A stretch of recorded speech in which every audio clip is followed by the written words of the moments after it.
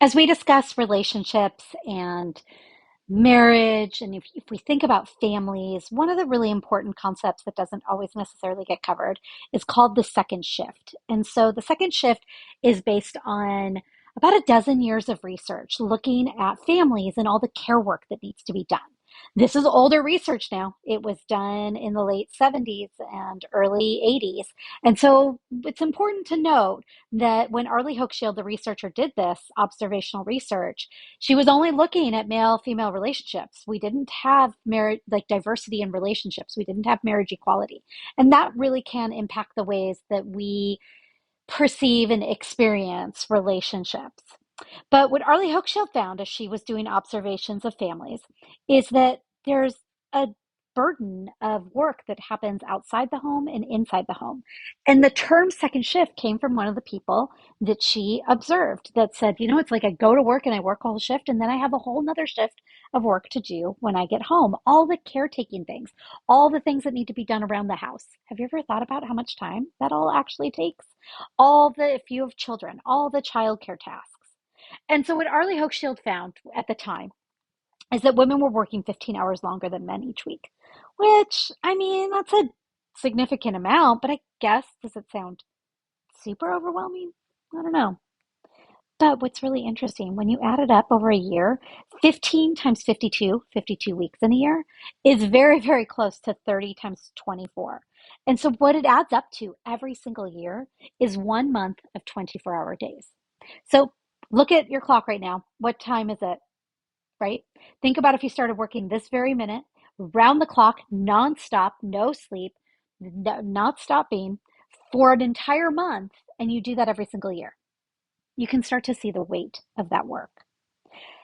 There is a wage gap that continues to persist. The American Association of University Women, AAUW, puts out an amazing guide, like really going through various aspects of the wage gap, and it is persistent. But in addition to a wage gap, there's a leisure gap. If you have 15 hours less a week, you're not getting a full night's sleep, or you're not sitting down to watch a favorite show, or you're not meeting a friend for coffee. So thinking about the larger implications. Salary.com over the years has tried to analyze how much all of this work is worth. And so what they do is they survey people, they ask all the tasks that they do, they go to the mean incomes for those tasks and try to come up with a number. And so you can see over the years, and this has just gone up from here, but I decided to use this image, how much this work is worth. And here's the thing, like we don't necessarily always consider it worth anything, because what do we get paid to do it? No, checks don't show up at our door. But thinking through how much we value this work. And when you layer in gender, especially in heteronormative relationships, male female relationships, when you layer in gender, the expectations and the default mechanisms we have.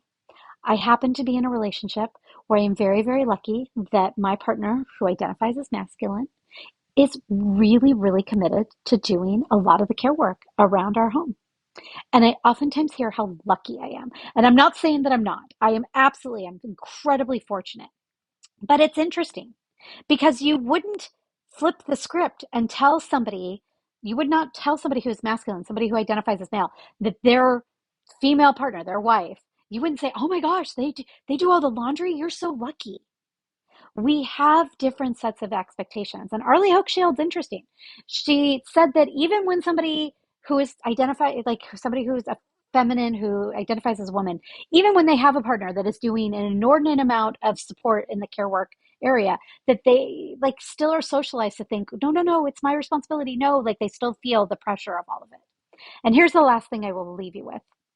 Arlie Hochschild found that women, in some cases, were living very similar lives, same number of kids, their jobs had the same amount of time or stressors and things.